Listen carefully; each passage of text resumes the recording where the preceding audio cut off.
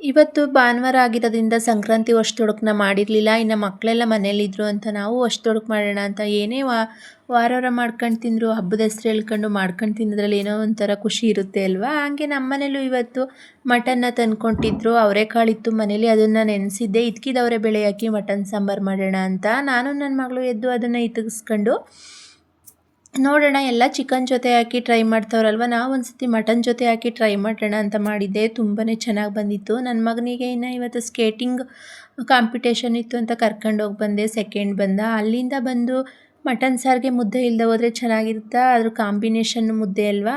ಹಂಗಾಗಿ ಬಂದು ಮುದ್ದೆನೂ ಮಾಡ್ಕೊಂಡೆ. ಇನ್ನು ಸಾಂಬಾರು ಅನ್ನ ಎಲ್ಲ ಬೆಳಗ್ಗೆನೇ ಮಾಡಿಟ್ಬಿಟ್ಟು ಹೋಗಿದ್ದೆ ಹೋಗಬೇಕಾದ್ರೆ.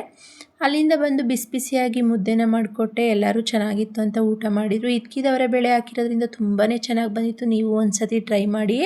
ಮಕ್ಳುಗಳು ಸಂಜೆ ಪಿಜ್ಜಾ ಬೇಕು ಅಂತ ಪಿಜ್ಜಾನ ತರಿಸ್ಕೊಂಡು ತಿಂದರು. ನೀವೆಲ್ಲ ಯಾರೆಲ್ಲ ಸಂಕ್ರಾಂತಿ ತೊಡಕನ್ನ ಮಾಡಿದ್ರಿ ಕಮೆಂಟ್ ಮಾಡಿ. ಈ ಮಿನಿ ಲಾಗ್ನ ಇಲ್ಲಿಗೆ ಎಂಡ್ ಮಾಡ್ತಿದ್ದೀನಿ.